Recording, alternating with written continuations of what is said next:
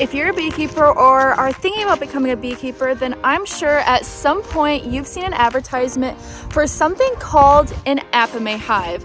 They are said to be insulated and to be really good for your bees and better than your standard beehive. So today I'm going to give you an honest review of an Apimaye 10 frame.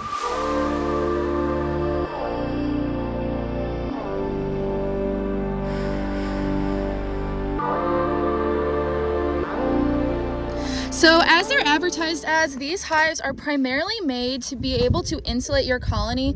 And the reason why this is important is because the bees need to maintain a specific temperature all throughout the year to 1, raise brood, to 2, keep the queen healthy, and honestly just keep the whole entire colony healthy. So in the summertime, they're going to be trying to make the hive cooler so that it maintains a specific temperature. And in the wintertime, they're going to try to make the hive warmer. So the whole deal with these Apimaye hives is that when they're insulated, it helps them be able to regulate that temperature better so that they're not losing temperature, they're not losing heat in the winter time, and they're not struggling to keep the hive cool in the summertime. And so far what I have noticed is that is exactly what these hives do. They definitely are really good in terms of insulation. In fact, one of the main things that I really like about the Apimaye hives is that every single year they tend to start building up in the spring a lot quicker because they're insulated. So that gives you a little bit more time to work with your bees, as well as when it starts getting cold, it seems that they can kind of like stretch out their season a little bit longer because they're in something that's insulated. It probably mimics more of them like being in a tree like they naturally would be. So that's probably why this happens versus being in just a normal box. It's going to be a lot harder for them to keep it warm just because the what's it called, the R rating for that the specific kind of wood that we use is not terrible, but it's also not great. It's not necessarily comparable to them being in a tree. So these insulated boxes do really help with that. And because of that, one of the things that we notice as beekeepers is in the summertime when it gets really, really hot, we'll start to notice bearding on the fronts of our colonies.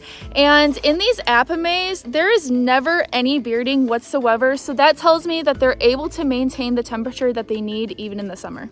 Now, one of the cool things about these hives, but could also be considered a downside, are these latches. So it's really nice that you can literally just latch them up, and it makes it so that all of the hives stay together.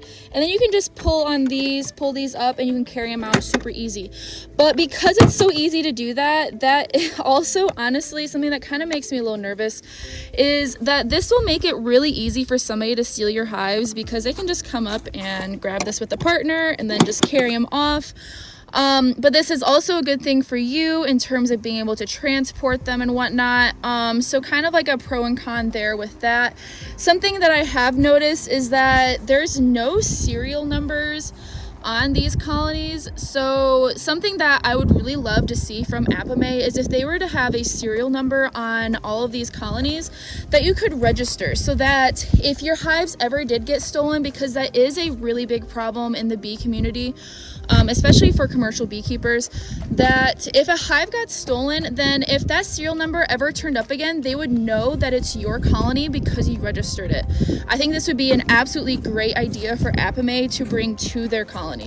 But also, because of these latches and the way that these hives are designed, it does take some time for you to kind of learn the colony, to be able to learn how to use the boxes. Because when I first started using them, I squished a lot of bees. It's a little tricky just to learn how to set the boxes back on top of each other and latch them all up and everything without squishing a bunch of bees, which I know it doesn't make that big of a difference to squish a bunch of bees, but I know a lot of people try their best, especially backyard beekeepers, to not squish any. So yeah, just keep that in mind. Now, one thing that I absolutely love about these Apimaye hives is that when you buy them, you pretty much don't have to buy anything else. So I don't have it in here right now, but all of the Apimaye hives, they come with a bottom board that you can slide out. That is what this is right here. Sorry it's so dirty. As you can tell, it's gotten a lot of use. But you can just take this and you can slide it in and out underneath as the bottom board. So right now this hive is completely open on the bottom, which will also help with temperature.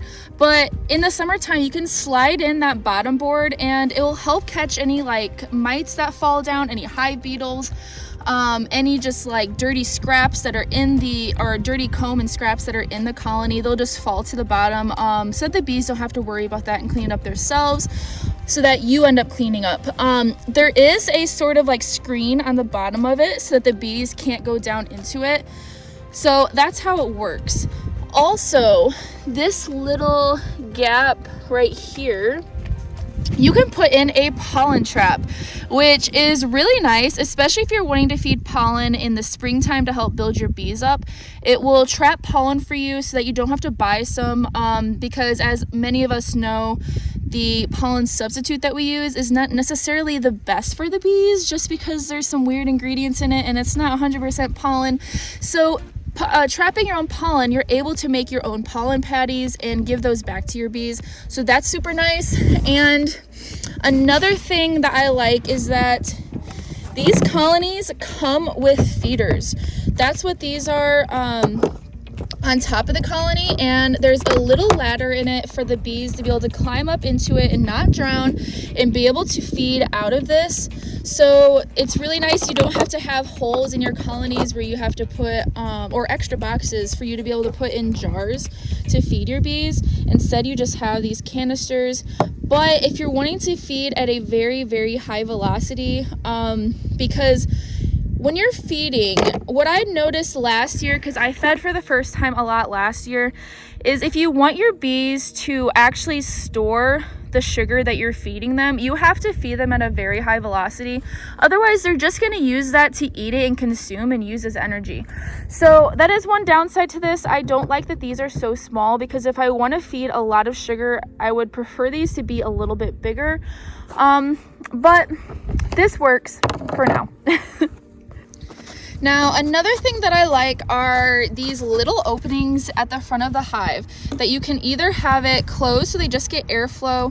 You can make it open so that all bees and the queen can get out, or you can have it so it's right here so only bees can get out and not the queen. So this is nice. You don't have to drill this in. It already comes with it, these little spinny plates that you can use. That will also help with airflow, and especially when you have a lot of boxes on here and you have a lot of bees coming in and out, it just makes it so they have another space to be able to come in and out of the colony. Now, they do not put this on the honey supers of Apimaye hives. They only put this on the deeps, which I'm not a huge fan of, because I do like to have an opening in my honey supers so bees can just go in and directly deposit their nectar right in there. Okay, so let's open this baby up. Now, I don't have any frames in this one right here right now, but one other thing that I really like is, so you see this divider right down the middle? They all come with dividers that you can put in, so you can have multiple colonies in this one box without having to build your own divider. And what's also cool is it has these little circles in these sides of them, so you can turn these so that right now they're kind of propolized down. But okay, so you notice how there's like a closed side, there's a side that has small slits, and there's a side that has bigger slits. So the reason this is if you had it so that the opening is right here, this will make it so that they can't transfer any smell whatsoever between the two colonies. But then if you turn it to this side, this will make it so they can touch each other and transfer smell, but they can't exchange bees back and forth. And then this side will make it so that bees can go back and forth between the colonies, so that you can pretty much run a double colony with two queens in here. That's something that I've always wanted to try, but I just haven't tried yet. I'll probably end up trying that this year. But this would also make a really good setup for a mating colony, like a mating nuke, because it has these dividers. You could have two separate sides so that you're mating two separate queens. And they also make the bottom entrance able to do that. That's why they have this slit right here, so that you can make it so, like I said, you have two separate colonies back and forth. And then also you have these, which you can use to completely close them up if you want to, or keep them open. Just another feature. that makes your life a little easier. Okay, so one thing that I really don't like about the Apimaye colonies is, so they do make their own style of frames.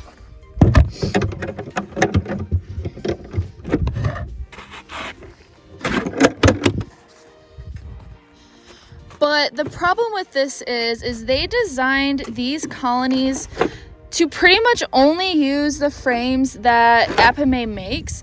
And the reason for that, see, I have a divider in right now.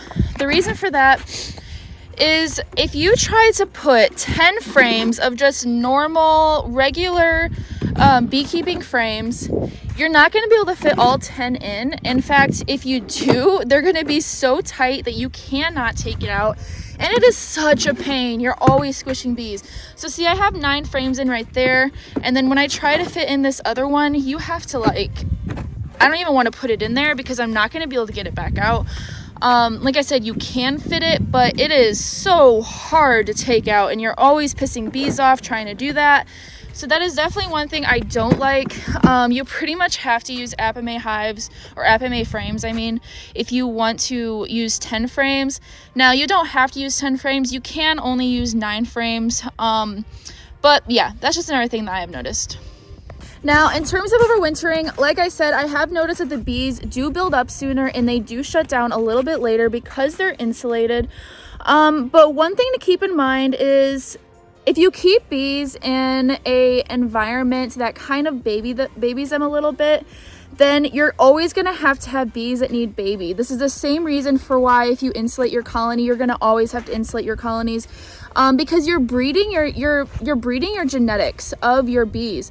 And you're pretty much trying to find a genetic of bee that fits your lifestyle and the way that you beekeep the best. So if you do have Apimaye hives and you always keep them in that, you're probably always going to have to keep them in Apimaye hives. That's just one of the downsides to it. Because they do aid a little bit with insulation, like I've said, in the winter time. But I've also had many colonies survive in just regular 5-frame nukes and also in just regular 10-frame boxes. I have one right there.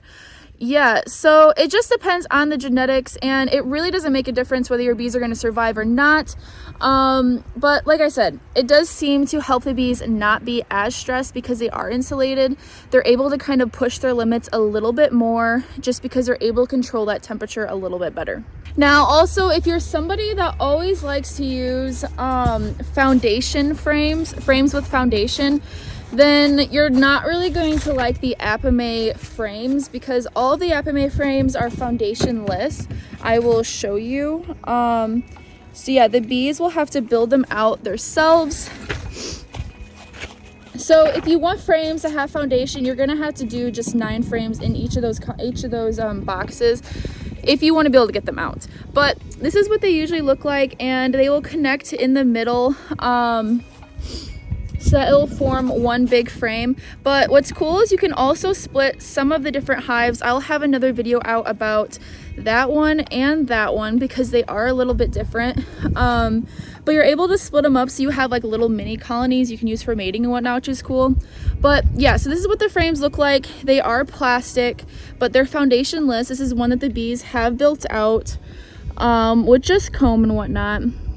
So yeah. So another thing I've noticed is that regular just wooden hives are a lot easier to stack. That's what I like about them. It's a little bit harder to stack these Apimaye hives. And also on top of that, these Apimaye hives are really heavy even when there's nothing in it. So if you need something that's a little bit lighter, I would honestly go for just the regular wooden setup versus the Apimaye colonies because you're going to be adding on an extra like 15-20 pounds just to be able to carry them, maybe a little bit more. I'm kind of a bad judge on weight. I don't know exactly how much they weigh, but they are much heavier than regular wooden boxes. So I'm not going to open these up, but these two are really good examples of just how good they insulate. So these are 3 years old, so they're looking a little dirty, but they're still going strong, still nice and hard.